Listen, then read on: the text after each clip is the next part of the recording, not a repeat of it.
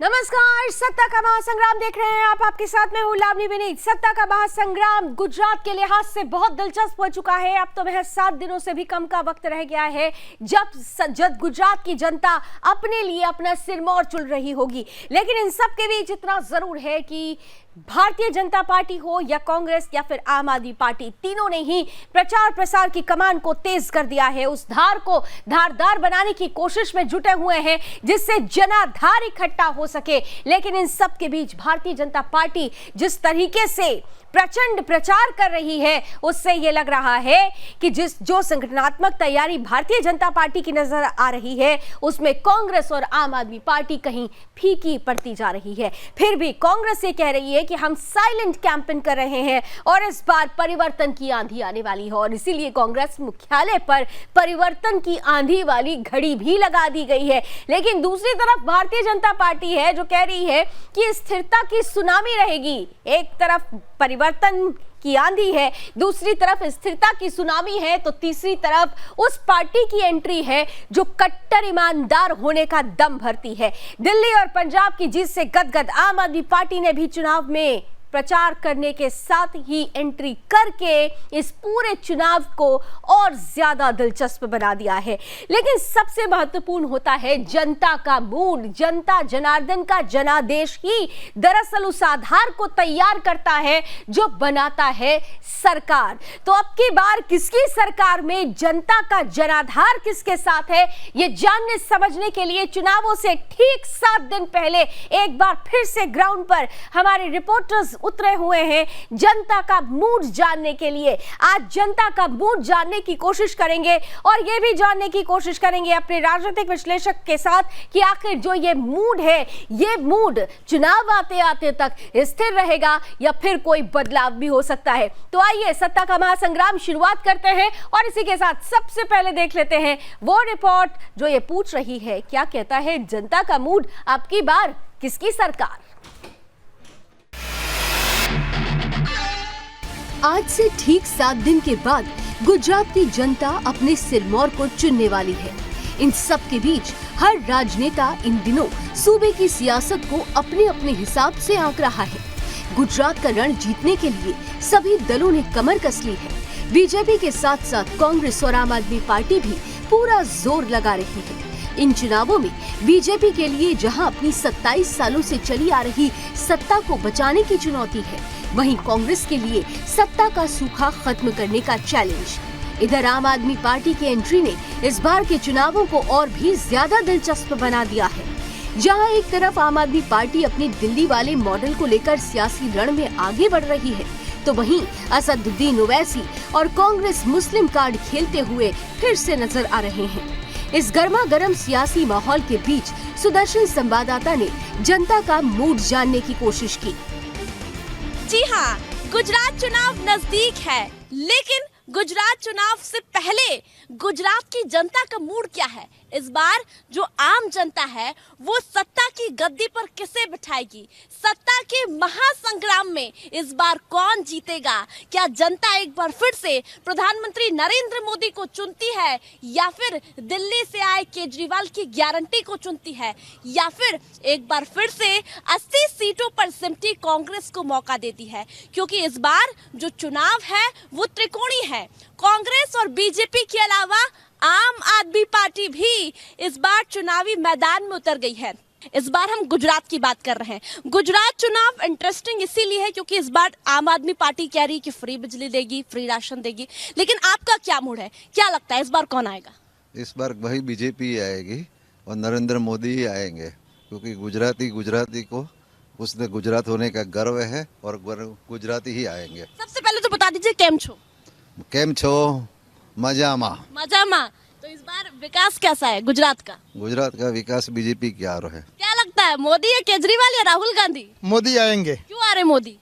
क्योंकि विकास के काम उन्होंने काफी सारे यहाँ किए हुए हैं, तो उनका विकास का जो स्टाइल है सबको पसंद आया है और इसीलिए मोदी आएंगे। विकास का स्टाइल पसंद आ गया? जी बिल्कुल। कितना विकास हो गया? अरे बहुत ही विकास हुआ है, पूरा सवाल ही नहीं उठता है। 27 साल से बीजेपी और मोदी जी यहाँ के प्रधानमंत्री 2014 तक रहे, मोदी जी ने कितना विकास? अरे बहुत विकास किया, इसका गिनगिना नहीं कर सकते हम। इतना विकास किया जितना और कोई पार्टी ने अभी तक नहीं किया। तो दूसरी पार्टी तो कह रही है हम फ्री बिजली देंगे, फ्री राशन वो देंगे। तो एक प्रोपागेंडा है, इलेक्शन की प्रोपागेंडा है। कोई दे सकता है फ्री बिजली, नहीं, फ्री राशन? देखो सवाल ही नहीं उठता ना। सबको भिखारी बनाना है क्या? मुफ्त में दे के सबको का बिल भिखारी बना देना है। तो फिर क्या लगता है मोदी जी? मोदी जी 100% सवाल ही नहीं उठता है। अच्छा, आप लोगों के लिए क्या किया? युवाओं के लिए रोजगार है? हाँ, है ना, जॉब अपॉर्चुनिटी है और काफ़ी डेवलप स्किलफुल एरिया काफ़ी डेवलप किए उन्होंने। अच्छा, प्रैक्टिकली महिलाओं से जानते हैं कि इस बार महिला कितने सुरक्षित है गुजरात में? बहुत ज़्यादा सुरक्षित है और बीजेपी का, नरेंद्र मोदी जी का काम रियल में बहुत अच्छा है और उनकी वजह से ही अभी इंडिया इतनी टॉप पे धीरे धीरे आ रही है। आजकल पूरे वर्ल्ड में इंडिया का एक नाम है ड्यू टू मोदी जी। तो इस बार यदि बात करें तो गुजरात की 182 सीटों पर अहमदाबाद में हमने लोगों का मूड जाना, हाल जाना। 16 विधानसभा सीटों में सभी सीटें बीजेपी की, लेकिन अरविंद केजरीवाल और लगातार कांग्रेस ये कह रही है कि इस बार जो जनता है वो बदलाव चाहती है। भारतीय जनता पार्टी राष्ट्रीय मुद्दे लेकर यहाँ पर उतरी है। पुल हो गया, ब्रिज हो गया, एम्स, IIT की बात बीजेपी कर रही है। हिंदुत्व सबसे बड़ा मुद्दा है, तो केजरीवाल ने भी इस बार दिल्ली मॉडल गुजरात में ला दिया है। लेकिन देखना होगा कि 8 दिसंबर को जब रिजल्ट आएंगे तो आखिर जनता किसे चुनती है, गुजरात मॉडल को या फिर दिल्ली मॉडल केजरीवाल का गुजरात में फेल हो जाएगा, ये देखने वाली बात होगी।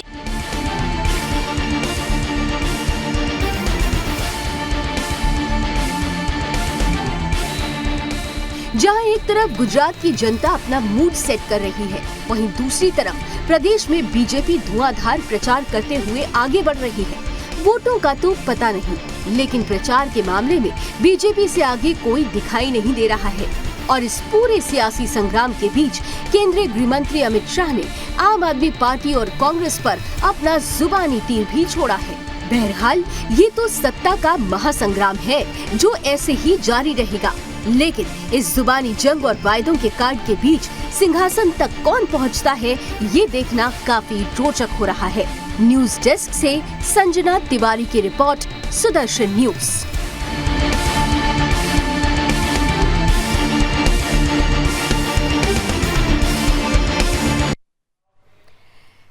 तो जुबानी जंग तेज हो चुकी है, जुबान के माध्यम से वार प्रतिवार हो रहा है, लेकिन इसका असर कितना होगा जनाधार इकट्ठा करने में, ये बड़ा रोचक हो रहा है। जिस तरीके से भारतीय जनता पार्टी ने अपनी प्रचार की पूरी रूपरेखा तैयार की है, हमने आज भी देखा कि गृह मंत्री अमित शाह जिस तरह से गरजते हुए नजर आए, रोड शो में जो भव्यता नजर आई, जो दिव्यता नजर आई, वो भव्यता और दिव्यता क्या वोट बैंक में बदल पाएगी, ये देखना बहुत दिलचस्प होने वाला है। आज इसीलिए ग्राउंड पर एक बार फिर से उतरकर जनता का मूड जानने की हम कोशिश करने वाले हैं। हमारे विभिन्न क्षेत्रों में जो हमारे रिपोर्टर्स इस वक्त मौजूद हैं, अलग अलग हिस्सों से हमारे साथ जुड़ेंगे और जनता के मूड की कहानी हम तक पहुंचाने की कोशिश करेंगे। साथ ही साथ हमारे साथ राजनीतिक विश्लेषक भी जुड़ेंगे। डॉक्टर SK दत्ता हमारे साथ जुड़ेंगे, जिनका बहुत बहुत स्वागत करती हूं। डॉक्टर दत्ता, आपके पास आती हूं, लेकिन उससे पहले क्योंकि जो हमारे सहयोगी इस वक्त ग्राउंड पे हैं, जल्दी उनका परिचय करा देती हूं।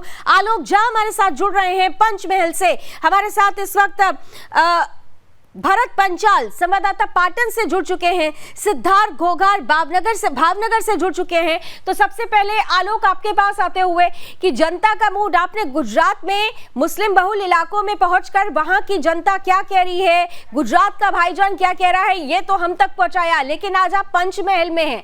वो पंचमहल जिस क्षेत्र में आता है वो क्षेत्र आदिवासी बहुल क्षेत्र कहा जाता है, और उसी आदिवासी वोट बैंक को रिझाने के लिए भारतीय जनता पार्टी ने गुजरात गौरव यात्रा तक निकाली थी। बहरहाल पंचमहल की जनता के मन में क्या चल रहा है, आलोक? देखिए, बिल्कुल लावनी, पंचमहल के शहरा विधानसभा में हम इस वक्त मौजूद हैं और अभी आप मेरे पीछे देखिए, एक सब्जी मार्केट, फल फ्रूट के मार्केट में हम मौजूद हैं। दरअसल यहाँ पे सभी वर्गों के लोग आते हैं सब्जी या फिर फल खरीदने के लिए, तो हमने सोचा कि यहीं से हम शुरुआत करते हैं और एक जगह पे हमें सभी वर्गों के लोग जो हैं वो मिल जाएंगे। तो सीधे आपसे बात कराते हैं। पहले आपसे जानना चाहेंगे, इस बार इलेक्शन में क्या कह रहा है? मेरे को कुछ समझ में नहीं आएगा, इलेक्शन में क्या कह रहे हैं? इलेक्शन में क्या माहौल है? बीजेपी ही आएगी इलेक्शन में। बीजेपी ने बहुत खर्चा किया है। बीजेपी का ज्यादा लग रहा है, ऐसा क्यों? क्या लगता है कि तुमको माहौल लग रहा है कि बीजेपी का? मतलब बीजेपी हमारे लिए बहुत अच्छे काम करता है, हमको धंधा करने देता है सब। क्या नाम है आपका? असलम अंसारी। असलम अंसारी जी हैं, जिनको इस बीजेपी का काम अच्छा लगता है। आपसे भी जानना चाहेंगे सर, इस बार ये विधानसभा क्या कह रहा है गुजरात इलेक्शन? नहीं बोलता आवड़े मन। अच्छा नहीं सर, आपसे जानना चाहेंगे कि बीजेपी आएगी शहरा में। बीजेपी, ऐसा क्यों?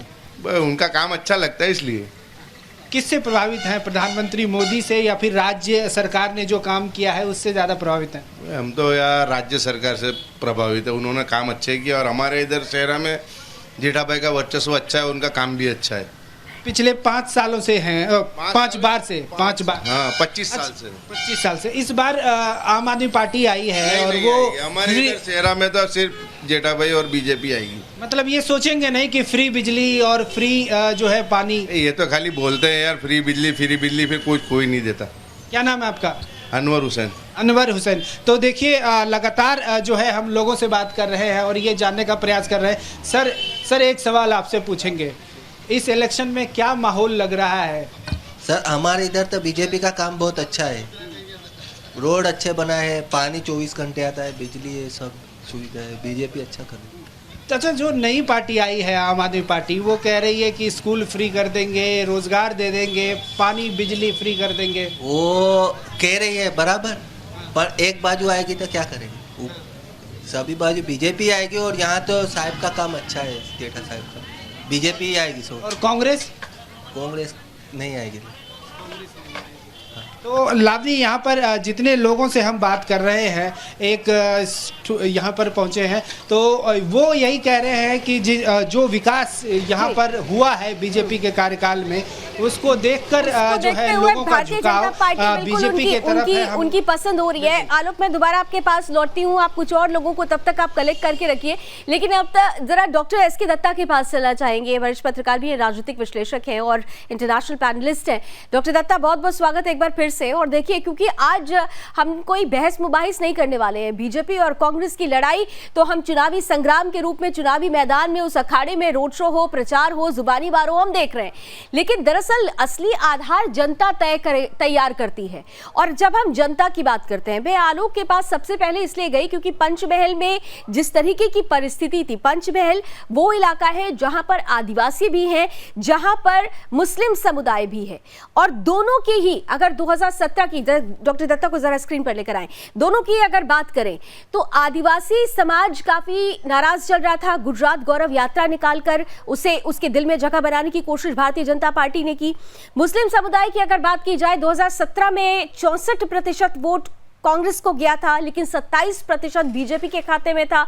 बीजेपी इस 27% को बढ़ाने के लिए निरंतर काम कर रही थी। और अभी अगर आपने सुना हो तो आलोक ने जिन 2-4 लोगों से बात की, जब उनसे नाम पूछा गया तो वो एक विशेष समुदाय से निकले, और तब तक यकीन मानिए शायद आलोक को भी नहीं पता होगा और मुझे भी नहीं पता था कि वो लोग उस विशेष समुदाय से हैं, और उन्होंने भारतीय जनता पार्टी का ही नाम ले लिया।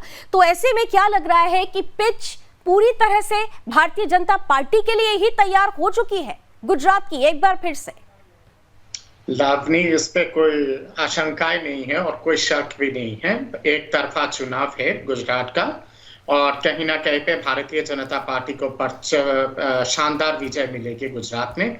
मेरा तो आकलन और मेरा अनुमान कहता है कि पिछले तमाम जितने सारे चुनाव हुए हैं, सारे चुनावों को ध्यान में रखते हुए इस बार के चुनाव में भाजपा को एक शानदार विजय मिलेगी, और मुझे लगता है कि बीजेपी अपना खुद का जो ऐतिहासिक रिकॉर्ड रहा है उस रिकॉर्ड को भी पार कर जाएगा। और मैं कह सकता हूं कि लगभग 130-140 के बीच में सीटें भाजपा के झोले में आने की संभावना है। और इसके पीछे कारण ये है कि जिस तरह का लगातार विकास हुआ है और शांति का माहौल जिस तरह से है, कोई दंगा फसाद नहीं है, कुछ नहीं है। गोधरा के बाद एक भी दंगा नहीं हुआ है गुजरात में, और कहीं ना कहीं पे भाईचारा का माहौल है। और महत्वपूर्ण बात यह है कि पूरे देश में एक विशेष समुदाय जिसके बारे में आपने उल्लेख किया है, उस विशेष समुदाय का प्रगति का या फिर डेवलपमेंट का स्तर अगर देखा जाए, उनकी आर्थिक विकास का स्तर अगर देखा जाए, तो गुजरात में मुस्लिम कम्युनिटी सबसे ज्यादा सक्षम है पूरे भारत में मुस्लिम समुदायों के बीच में। और जिस हिसाब से उनकी लिटरेसी रेट है, जिस तरह का उनका आर्थिक आमदनी है, जिस तरह की उनकी जीडीपी है, इनकम जिस हिसाब से है, वो सारी चीजें दर्शाता है कि किसी तरह का पक्षपात का राजनीति गुजरात में नहीं हुआ है जब से बीजेपी की सरकार आई है। डॉक्टर दत्ता, इस लिहाज से तो फिर ये मान लेना चाहिए कि 2017 का जो 64% कांग्रेस के खाते में गया था, जिसको वो अपना कोर वोटर मान रहे थे, और 2017 के परिणामों को ही देखते हुए, अगर आपको याद होगा कि अभी कांग्रेस के ही प्रतिनिधि चंदन ठाकुर ये कहते हैं कि देश को केवल एक मुसलमान ही बचा सकता है, और तुष्टीकरण के लिए वो वोट मांगने की कोशिश कर रहे थे। क्या ये सब कुछ काम नहीं आने वाला? 64% से क्या टूट कर जो वोट बैंक है वो इस बार भारतीय जनता पार्टी की तरफ शिफ्ट होगा? बिल्कुल शिफ्ट होगा, और ये सब चीजें कम से कम एक डेवलप्ड स्टेट, गुजरात एक इंडस्ट्रियल डेवलप्ड स्टेट है। इंडस्ट्रियल डेवलप्ड स्टेट में मैं समझता हूं कि इस तरह की जात पात की और मजहबी राजनीति नहीं चलता है। आप भारत में भी अगर देखेंगे, जितने सारे इंडस्ट्रियल स्टेट है, जितने सारे डेवलप्ड स्टेट है, उन सब डेवलप्ड स्टेटों में जात पात की राजनीति या फिर मजहबी राजनीति बहुत कम चलता है। लोग विकास देखते हैं, लोग सुशासन देखते हैं, और लोग सुखद गवर्नेंस देखते हैं। और गुजरात में जिस तरह का गवर्नेंस, जिस तरह का सुशासन है, और जिस तरह का कानूनी सुरक्षा है, महिला जिस तरह से सुरक्षित है गुजरात में, मैं खुद कई बार जा चुका हूं गुजरात में, और कई बार मैंने खुद अपने आंखों से देखा है कि रात के देर बजे, 2 बजे बिना किसी भय के महिलाएं सड़कों पे घूमती है, वहां पे बाजारों में जाती है। तो ये कहीं ना कहीं पे एक सुखद गवर्नेंस की दिशा और गति दिखाता है, और गुजरात में डबल इंजन की सरकार ने बहुत कामयाबी और शायद यही वजह है कि गुजरात में एक बार फिर से पिच भारतीय जनता पार्टी के लिए तैयार हो रही है। लेकिन अभी देखिए 7 दिन का वक्त बाकी है, चुनाव आते आते क्या तस्वीर होती है, 8 दिसंबर को इसका खुलासा भी होगा। लेकिन उसके पहले भारतीय जनता पार्टी के लिए तस्वीरें बहरहाल ग्राउंड से तो अच्छी आती हुई नजर आ रही है। पाटन लिए चलना चाहूंगी अब आपको। भरत पंचाल हमारे सहयोगी इस वक्त पाटन में मौजूद हैं। Bharat, over to you. क्या कह रही है पाटन की जनता? लावणी जी, यहाँ पे पाटन में पिछली बार जो चुनाव हुई थी, उस टाइम चुनाव कांग्रेस की भारी बहुमती से जीत हुई थी 25,000 वोट से।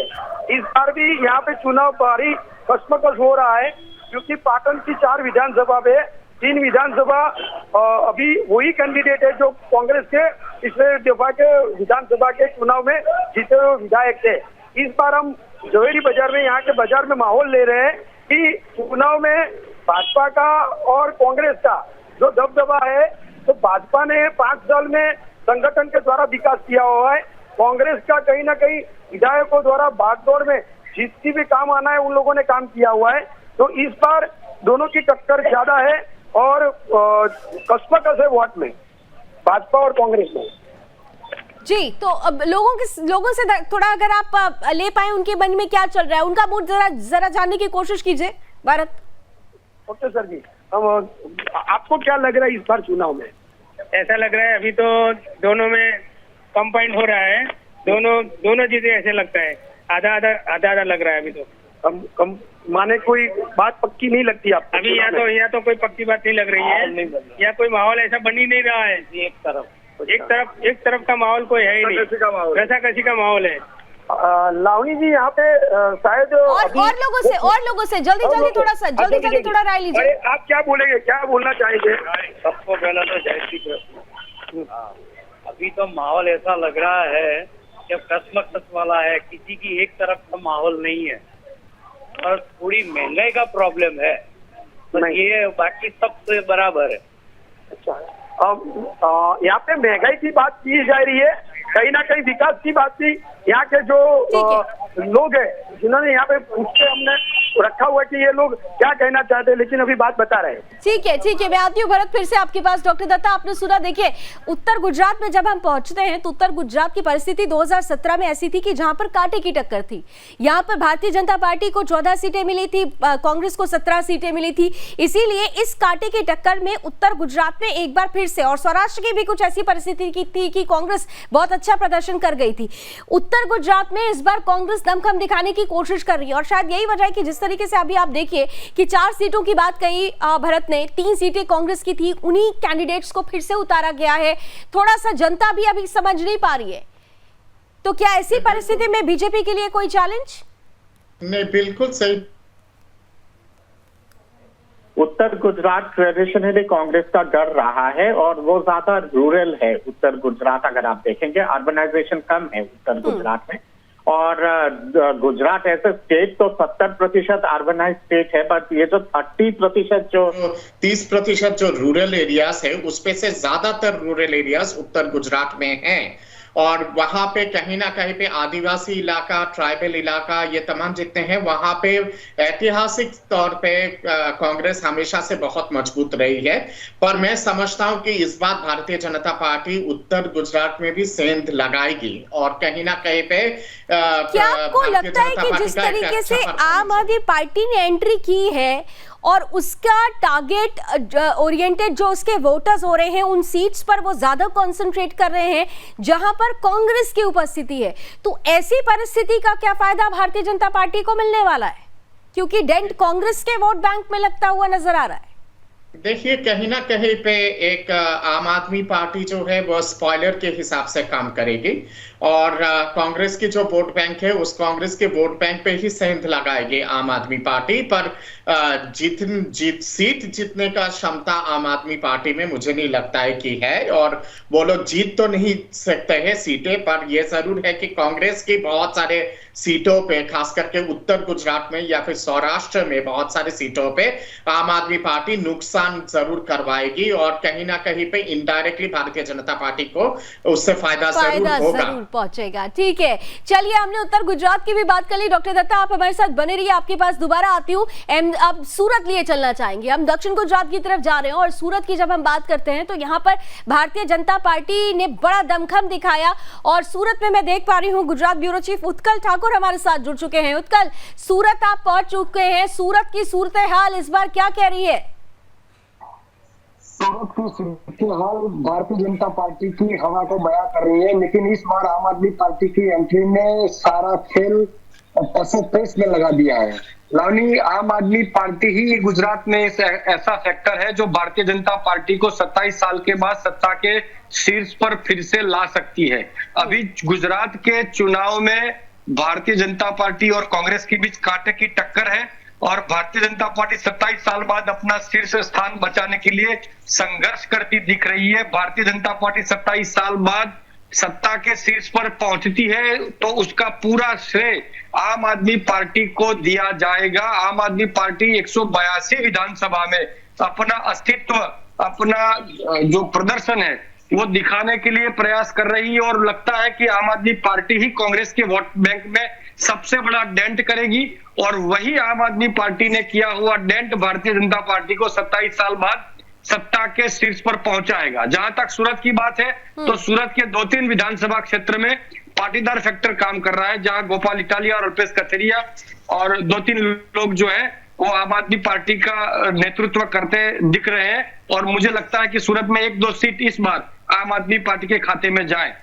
लेकिन उत्तर गुजरात और मध्य गुजरात में कांग्रेस और भारतीय जनता पार्टी के बीच सीधी टक्कर है, वहां आम आदमी पार्टी कहीं दिख नहीं रही। आम आदमी पार्टी का जो वजूद है वो दक्षिण गुजरात में सूरत और आदिवासी क्षेत्र में दिख रहा है, और कहीं सौराष्ट्र और कच्छ के इलाकों में दिख रहा है। लावनी, बिल्कुल, अब पॉसिबल है अगर कुछ लोगों से अगर आप बात कर सके उत्कल, तो इफ पॉसिबल। मैं यहाँ गबरू बरवाड़ से बात करूंगा, जो हमारे सूरत के संवाददाता हैं, उनसे पूछूंगा कि सूरत की जो स्थिति है वो आपको क्या दिख रही है?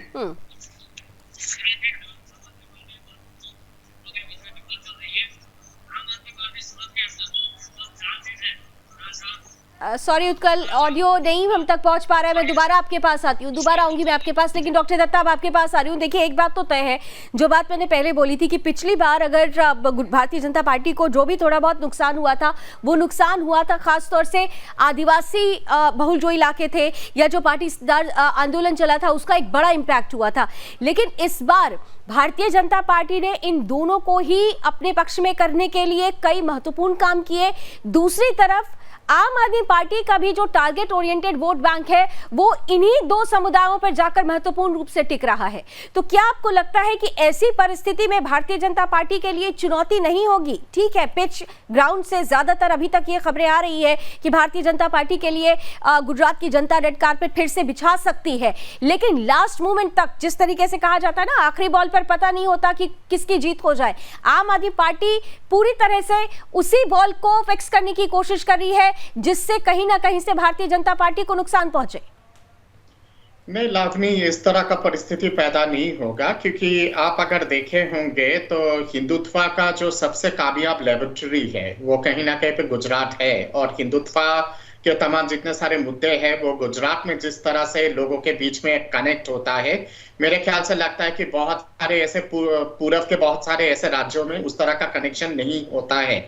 दूसरी बात यहाँ पे यह है कि सांगठनिक दृष्टिकोण से आप अगर देखेंगे भाजपा का या फिर संघ परिवार का गांव-गांव तक, मोहल्ले तक जिस तरह के आपकी इकाई है या फिर जिस तरह का यूनिट है, और जिस हिसाब से गली-गली घर-घर तक जिस तरह की पहुंच है संघ के कार्यकर्ताओं का और भाजपा के कार्यकर्ताओं का, ऐसा सांगठनिक ढांचा किसी दूसरे पार्टी का नहीं है। कांग्रेस का भी उस तरह से नहीं है भाजपा के मुकाबले में। आम आदमी पार्टी तो बहुत दूर की बात है, ये तो नया अजूबा है गुजरात के परिपक्ष में। और आम आदमी पार्टी का ढांचा या फिर संगठनिक जो एक पहुंच होना चाहिए आपके गली नुक्कड़ तक, वो चीज है नहीं। आम आदमी पार्टी केवल हवाई राजनीति कर रही है और दिल्ली मॉडल दिखाने की कोशिश कर रही है। से तो फिर आप ये कहना चाह रहे हैं कि विपक्ष की कुर्सी भी आम आदमी पार्टी के हाथ नहीं जाने वाली? फिर तो नहीं, मतलब ही नहीं बनता है। विपक्ष का कुर्सी तो आम आदमी पार्टी का झोली में जाने का कोई सवाल ही नहीं होता है। विपक्ष की जो कुर्सी है वो कांग्रेस के पास ही रहेगी, पर कांग्रेस की पिछले बार के मुकाबले के हिसाब से इस बार का परफॉर्मेंस बहुत ज्यादा धीमी रहेगा। चलिए, आप कह रहे हैं कि परफॉर्मेंस ढीला रहेगा कांग्रेस का और आम आदमी पार्टी को भी विपक्ष की कुर्सी भी नहीं मिलेगी, लेकिन इतना जरूर है कि आपकी ये बात आम आदमी पार्टी के लोगों पर के पेशानी पर बल जरूर लेकर आएगी। मैं लौटती हूँ डॉक्टर दत्ता आपके पास। हमारे साथ भावनगर से भी मेरे सहयोगी इस वक्त जुड़ चुके हैं, सिद्धार्थ गोगार जी जुड़ रहे हैं। सिद्धार्थ, भावनगर की जनता का मूड आपके नजरिए से? सिद्धार्थ, गुजरात में भावनगर की बात की जाए तो भावनगर की 7 विधानसभा सीटें हैं, जो यहाँ भावनगर पश्चिम और पूर्व और रूरल जो भावनगर कहलाते हैं, वहाँ पे पूरा दबदबा भाजपा का ही है। बीच में पश्चिम की जो सीट थी विधानसभा 105 कहलाती है, वहाँ पे कांग्रेस के क्षत्रिय समाज के जो वोटर्स थे उन्होंने सम्मेलन किया था और करीब वहाँ इन्होंने 40-45 हजार जो वोटर्स हैं क्षत्रिय समाज के, उन्होंने थोड़ा ऐसा लग रहा था कि कहीं ना कहीं भाजपा को नुकसानदेह होगा। परंतु 2 दिन पहले जब प्रधानमंत्री नरेंद्र मोदी की जो जनसभा हुई, 60,000 से अधिक लोग वहाँ पे इकट्ठा हुए और उस माहौल को देख के ऐसा लग रहा था कि कोई नुकसानी भाजपा को भावनगर पश्चिम में नहीं होगी। रही बात महुआ की, तो महुआ में डॉक्टर कन्नू कलसरिया है जो कांग्रेस से है और उनका सेवा किया, बहुत काम वहां पे हुआ है और ऐसा लग रहा है कि कांग्रेस भी शायद महुआ की सीट एकाध कैप्चर कर ले। गारियाधर की बात की जाए तो गारियाधर में आम आदमी पार्टी का जोर ज्यादा है। वहां सुधीर वाघानी करके जो कैंडिडेट खड़े हैं, उनका भी बहुत कोरोना काल में बहुत काम किया था। उस टाइम वो आपसे नहीं जुड़े थे, मगर आपने उनको अपनी पार्टी में लेके उन्हें कैंडिडेट का एक टिकट दिया था। तो आम आदमी पार्टी की एक सीट गारियाधर की बनती है और अभी के जो हालात है ग्राउंड के, वो महुआ में डॉक्टर कन्नू कलसरिया जो कांग्रेस के हैं प्रत्याशी, उनकी जा सकती है। मतलब 7 विधानसभा सीट की बात की जाए तो 7 में से 1 कांग्रेस को, 1 आपको और 5 जो है भाजपा को जा सकती है। यानी फिर भी अल्टीमेटली भाजपा का पलड़ा यहाँ से भी भारी नजर आ रहा है। आलोक, एक बार फिर से आपके पास आते हुए, क्योंकि आप पंचमहल में मौजूद हैं और केवल पंचमहल ही नहीं, आप तो पूरे गुजरात को लगातार कवर कर रहे हैं। दिल्ली से आप वहां पहुंचे हुए हैं। दिल्ली में खासतौर से आम आदमी पार्टी और कांग्रेस को आपने मुख्यतः कवर किया है। दिल्ली में कांग्रेस और आम आदमी पार्टी की उपस्थिति और गुजरात में कांग्रेस और आम आदमी की पार्टी की उपस्थिति में एक बेसिक फर्क क्या नजर आ रहा है आपको? देखिए, जिस तरह से जो आम आदमी पार्टी के चुनाव प्रचार रहा है, अगर आप दिल्ली विधानसभा से गुजरात विधानसभा में कंपेयर करें तो कहीं ना कहीं आम आदमी पार्टी एग्रेशन में दिल्ली में प्रचार आम आदमी पार्टी ने किया था। और दिल्ली में जो मिडिल क्लास लोग हैं या फिर जो जे कॉलोनी वगैरह में रहते हैं, वो उन्होंने आम आदमी पार्टी को पसंद किया था, क्योंकि जो वादा फ्री बिजली और फ्री पानी का था वो कहीं ना कहीं दिल्ली के वोटरों को इफेक्ट किया था। लेकिन गुजरात में आज से अगर 1 महीने पहले की बात करें तो जो हवा चल रही थी आम आदमी पार्टी की, उसमें कहीं ना कहीं कमी हम देख रहे हैं। चाहे आप किसी भी एरिया में जाएं गुजरात में, हालांकि जो हमारा आकलन कह रहा है वो ये कह रहा है कि 6-7 सीटें जो है वो आम आदमी पार्टी जीत सकती है। लेकिन उसके बावजूद जो 1 महीने पहले जो माहौल बना था और कांग्रेस को डिस्प्लेस करती हुई आम आदमी पार्टी मुख्य विपक्षी पार्टी के तरफ बनती हुई दिखाई दे रही थी, वो कहीं ना कहीं उसके बाद वो टेम्पो जो था वो कहीं ना कहीं आम आदमी पार्टी का गिरा है। वो तो इसका फायदा अब कांग्रेस को होगा, या फिर ये देखा गया है कि जितने भी राज्यों में आम आदमी पार्टी ने चुनाव लड़ा है वहां कहीं ना कहीं कांग्रेस को नुकसान पहुंचाया है। चाहे आप गोवा की बात कर लें, उत्तराखंड की बात कर लें, गोवा में उतने ही परसेंटेज वोट से कांग्रेस भारतीय जनता पार्टी को इस सहारे उन्होंने फायदा भी पहुंचाया है। बिल्कुल, कहीं ना कहीं से देखिए डॉक्टर दत्ता, बड़ा दिलचस्प होता जा रहा है कि एक तरफ सत्ता का महासंग्राम है। गुजरात में हम बात करते थे हमेशा, जब किसी भी राज्य का जब चुनाव होता है तो हम बात करते हैं कि सरकार किसकी बनेगी, लेकिन गुजरात में अब चर्चा जोर पकड़ती जा रही है कि विपक्ष में कौन बैठेगा, क्योंकि सरकार किसकी बनने वाली है ये तो लगभग जनता का मूड तय कर रहा है। जनाधार एक तरफ जाता हुआ नजर आ रहा है और इसकी बानगी हम ग्राउंड से भी देख पा रहे हैं। लेकिन बड़ा रोचक है कि विपक्ष की कुर्सी किसके हाथ में जाएगी। इस बार गुजरात का सत्ता का महासंग्राम इस लिहाज से बहुत दिलचस्प हो गया। Last comment doctor Datta. बिल्कुल, ये तो जरूर एक महत्वपूर्ण सवाल है, पर जैसे मैंने शुरुआत में कहा है कि विपक्ष की कुर्सी कांग्रेस के पास ही रहेगी। आम आदमी पार्टी एज ए स्पॉइलर के हिसाब से काम करेगी कांग्रेस के लिए, और मेरा मानना है कि आम आदमी पार्टी मतगणना के दिन जब फाइनल नतीजा निकल जाएगा, मेरा आकलन कहता है कि 5% से 10% के बीच में वोट शेयर आम आदमी पार्टी की रहेगी। और वो जो 5 से लेकर 10% तक का जो वोट शेयर होगा वो कहीं ना कहीं पे कांग्रेस का वोट बैंक पे ही सेंध होगा, और उसके चलते कांग्रेस का नुकसान बहुत होगा। पिछले बार के चुनाव के हिसाब से मेरा मानना है कि इस बार कांग्रेस को कम से कम 20 सीटों का नुकसान जरूर झेलना पड़ेगा। 20 का लॉस हो सकता है। जी, और इसी का फायदा भारतीय जनता पार्टी को भी होगा। समय की कुछ सीमाएं हैं। Thank you so much doctor Datta हमारे साथ जुड़ने के लिए, और हमारे सभी सहयोगियों का बहुत बहुत धन्यवाद ग्राउंड से हम तक ग्राउंड रियलिटी पहुंचाने के लिए, जनता जनार्दन के सामने, देश के सामने ग्राउंड रियलिटी पहुंचाने के लिए। तो देखिए, सत्ता का महासंग्राम, गुजरात की जनता का मूड सेट हो चुका है, या यूं कहें कि सेट हो रहा है। लेकिन मूड सेटिंग के बीच में जिस तरीके से प्रचार तेज किया जा रहा है, हर पार्टी धुआंधार प्रचार कर रही है, लेकिन इसमें भी भारतीय जनता पार्टी का पलड़ा ऊपर होता हुआ नजर आ रहा है। कांग्रेस कह रही है साइलेंट कैंपेन कर रहे हैं, आम आदमी पार्टी कह रही है साइलेंट कैंपेन कर रहे हैं। तो क्या जनता भी साइलेंट वोट करेगी, यह भी महत्वपूर्ण है। देखना बहुत दिलचस्प होने वाला है सत्ता के महासंग्राम में 6 बजे रोज, इसलिए जुड़िएगा जरूर। गुजरात की धरती से हर एक खबर को आपके बीच पहुंचाने के लिए हम तैयार हैं, हमारे रिपोर्टर्स तैयार हैं। इसलिए 6 बजे सत्ता का महासंग्राम। कल फिर मिलेंगे देश और दुनिया की तमाम खबरों के लिए। देखते रहिए सुदर्शन न्यूज। जय हिंद।